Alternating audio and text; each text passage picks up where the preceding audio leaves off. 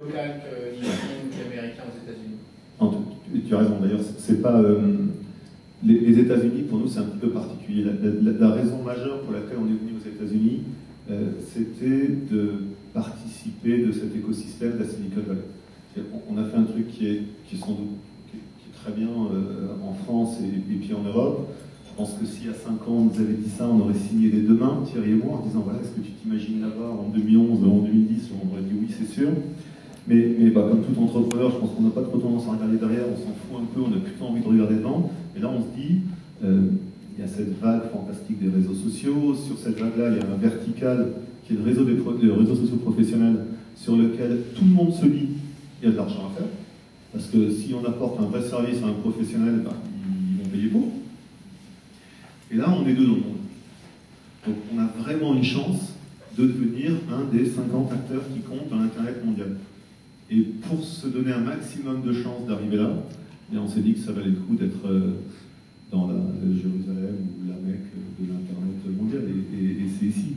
Donc c'était ça la raison majeure, hein. Ça voulait dire faire des partenariats locaux, ça voulait dire recruter des gens ici, ça voulait dire se faire connaître, des journalistes qui comptent ici, des investisseurs, des acheteurs potentiels un jour, pourquoi pas. Quel est le positionnement que vous avez que LinkedIn n'a pas en fait? Alors, vous êtes un peu différent. Vous êtes oui, deuxième sur le marché mondial, mais tu fais des choses un peu différentes.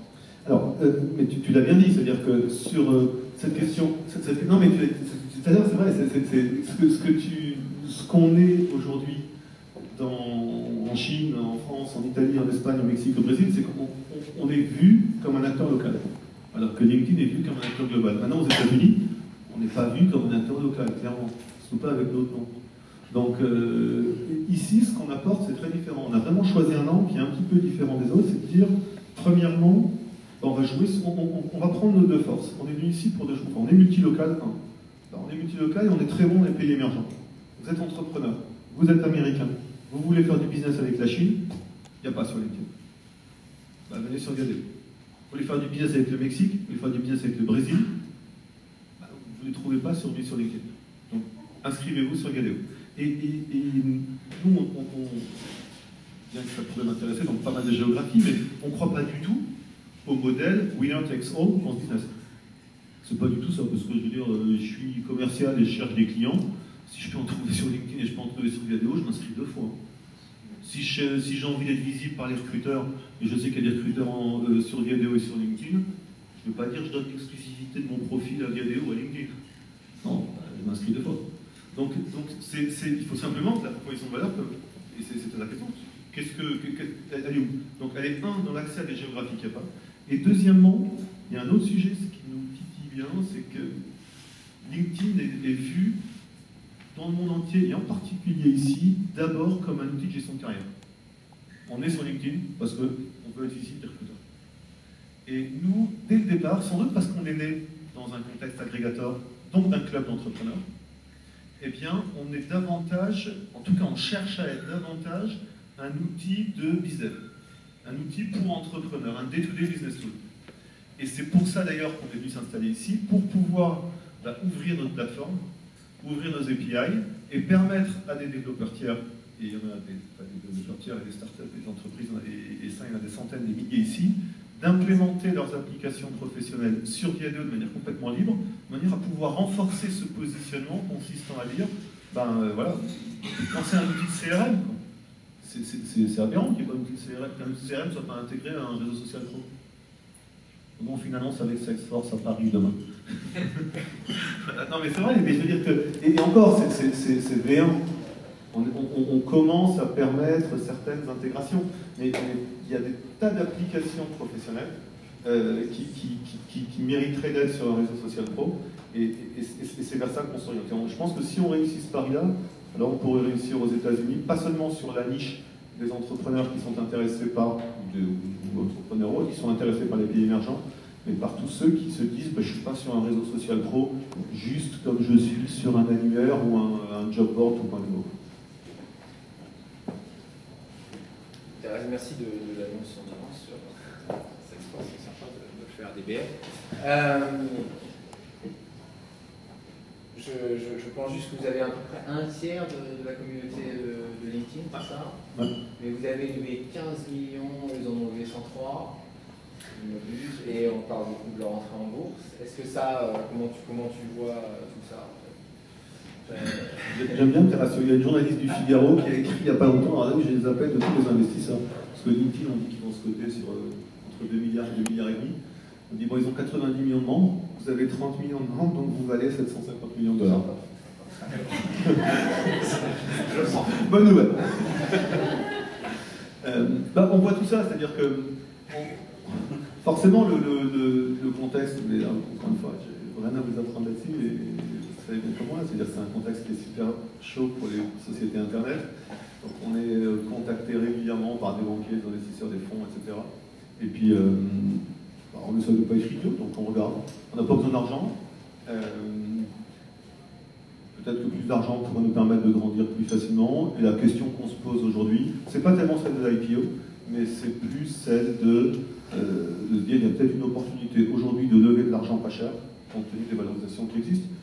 Voilà, on se pose la question. Tu ne penses pas qu'avec l'argent que peut générer l'IPO de LinkedIn, ils vont arriver plus facilement sur les marchés émergents sur lesquels tu es en position? Ah non, ça je pense pas. Non, parce qu'ils ont 100 millions de dollars en banque depuis 2 ans, ils en font pas grand-chose, ils vont en avoir 150 de plus. La seule chose qu'ils pourraient faire avec, c'est nous acheter, mais on n'est pas vendeurs. Voilà. Et je vois pas bien. C'est pas un métier de marketing. C'est pas marketing dans le sens. C'est pas un métier où on acquiert le membre. C'est un métier vraiment de technologie, notre business. C'est un métier où le produit est clé. On a essayé, il y a 3 ans, il y a 4 ans, on faisait du Google AdWords, donc on essayait d'acquérir du membre en SEM. Ben non, c'est vraiment pas ça. Donc aujourd'hui, tu me dis, je te donne 50 millions, tu fais la Chine. Non, je préférerais avoir quelques ingénieurs, quelques produits de plus, et voilà. Donc tu nous annonces, t'es pas venu à San Francisco pour être plus visible et te faire acheter par LinkedIn, t'es sûr? Pour être plus visible, oui, mais pas pour me faire acheter par LinkedIn.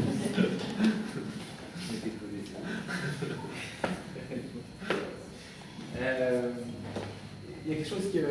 Tu as fait de la croissance externe en fait sur les pays dans lesquels tu as dit la Chine c'est important pour vous, l'Inde.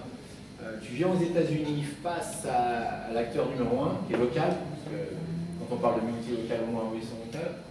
Et là, non pas pour faire de la croissance externe, mais de la croissance interne. Ça te fait pas un peu peur? Non, non, vraiment, il faut aller dans ce contexte très ciblé que j'évoquais tout à l'heure. C'est-à-dire les gens qui sont intéressés par des contacts dans notre géographie. Et aujourd'hui, c'est ça, les États-Unis. C'est vraiment pas tout majeur. On a aujourd'hui une vingtaine de personnes donc, dans les bureaux de San Francisco. On est 250 en tout. On doit recruter 150 personnes de plus cette année. J'espère une trentaine aux États-Unis, même si on découvre les joies du recrutement aux États-Unis. Mais voilà, le bureau américain, c'est d'abord pour ce que j'évoquais tout à l'heure. Alors on ne voulait pas en faire, c'était pas un bureau de PR, quoi. C'était pas ouvrir, mettre 2 personnes au PR et puis dire voilà, c'est bon, on a un bureau aux États-Unis. Donc les 2 fondateurs sont venus, Thierry est venu avec moi, on est venu avec nos familles, on s'est installé ici cet été, l'été dernier. Donc on le fait sérieusement, on veut vraiment faire partie de cet écosystème de la Silicon Valley. Mais ils ont 50 millions de membres aux États-Unis et c'est pas cela qu'on va chercher aujourd'hui.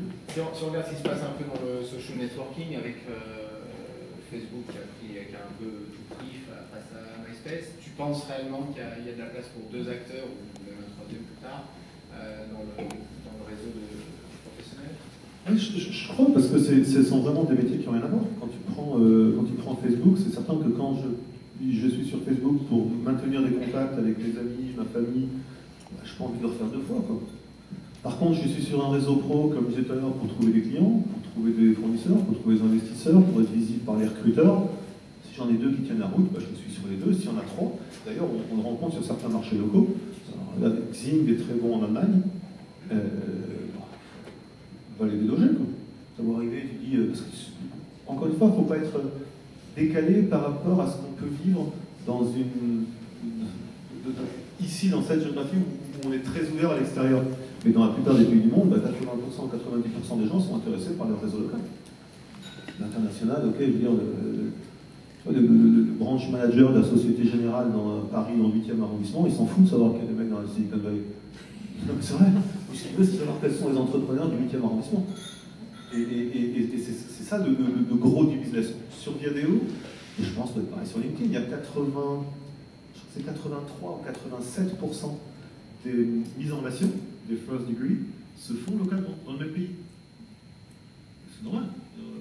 À part certaines fonctions extrêmement particulières, gars qui bossent chez EADS ou chez Boeing, mais donc c'est d'abord local que ça se passe. Tu as plusieurs entreprises, ça fait longtemps que tu es à la tête de Viadeo, tu veux y rester pour longtemps ou tu as déjà des idées sur le projet? Non, là on n'est pas au bout de l'histoire encore. Non, mais je crois que, voilà, je te parlais de SIG tout à l'heure, et je vous parlais de SIG tout à l'heure, et je crois que c'est la longueur du cycle, ou ce qu'on est prêt à accepter sur un cycle donné, c'est aussi lié évidemment au potentiel qu'il y a. Et là, c'est compte tenu des valeurs, ce ne sont pas 750 millions de dollars, mais compte tenu des valeurs qu'on vient aujourd'hui, c'est plus vraiment une question d'argent, mais c'est vraiment l'envie de réussir à créer une boîte qui va compter dans les boîtes d'Internet mondial, et ça, c'est excitant comme challenge. Donc, je t'avoue que le jour où, si on se disait, ben voilà, tiens, reprends l'exemple tout à l'heure, si je me faisais racheter par LinkedIn, je suis pas sûr que je resterai longtemps. Je te répète, je ne vais pas me faire racheter par LinkedIn. Voilà, bien compris. Vraiment. On verra bien. Je ne sais pas s'ils sont avant. Donc là, vous souhaitez recruter 50 personnes aux US, ailleurs dans le monde. À part l'annonce de demain sur Salesforce, c'est quoi l'année 2011 pour Viadeo, si tu peux le dire, si tu le sais. Bien sûr, il y a deux choses, deux grosses tendances. La première, on en a parlé, ouverture de nos API, donc des partenaires qui vont venir enrichir la plateforme avec des applications professionnelles qu'on va pouvoir donc offrir à nos membres, sur le modèle du gratte-moi le dos sur Facebook, ou du Zynga sur Facebook, mais en version pro. Donc ça, c'est la première chose, il faut qu'on soit prêt là-dessus, on essaie d'aller le plus vite possible. Et la deuxième, c'est le mobile. Quand vous, je sais pas, vous avez peut-être tous l'appli LinkedIn sur votre mobile, je sais pas, vous avez combien de fois? Il ne va jamais, parce que là je dis LinkedIn, mais je pourrais dire Viadeo, c'est juste que je ne suis pas sûr que vous ayez l'appli Viadeo sur votre mobile. Mais c'est pareil, c'est nul une appli mobile aujourd'hui en réseau social pro. Je m'en fous de savoir si un type peut rentrer en contact avec moi, je ne vais pas attendre ce soir, je n'ai pas besoin de le voir tout de suite. Donc, l'enjeu pour nous cette année, ça va être un énorme enjeu, c'est de se dire, et en particulier penser emerging countries. On veut être local, mais les habitudes sont complètement différentes dans ce pays émergent, même dans le mobile. Moi, j'étais très surpris en Inde, par exemple, on utilise le SMS tout le temps. C'est-à-dire, on se rencontre aujourd'hui à cet hôtel, on discute 10 minutes, je peux rentrer, puis vous envoyer un SMS demain pour vous dire on se prend un rendez-vous. Ça se fait pas, quoi, chez nous. C'est bizarre. C'est pas moi les SMS, c'est ma femme, mes enfants, mes copains. Ben, en Inde, non. Pourquoi? Parce qu'ils ont tous, ça coûte très cher dans les mails. Les SMS, ils ont des forfaits illimités là-dessus. Ils n'ont pas forcément smartphone. Ben voilà, donc c'est sur ce genre de choses qu'on réfléchit cette année. Qu'est-ce qu'on peut bien faire dans le mobile qui va rendre l'appli professionnelle compris. Et aujourd'hui, elle n'est pas du tout. Alors on a des petites idées là-dessus, mais voilà, ça va être un gros enjeu pour nous 2012.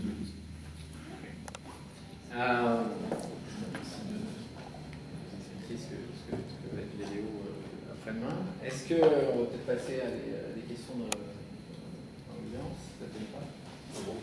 Est-ce qu'il y a des questions? Je vais donner la priorité à un ancien speaker pour les faire revenir. Comment tu séparais le côté business, les utilisateurs? Est-ce que tu les segmentes? Comment tu vois le côté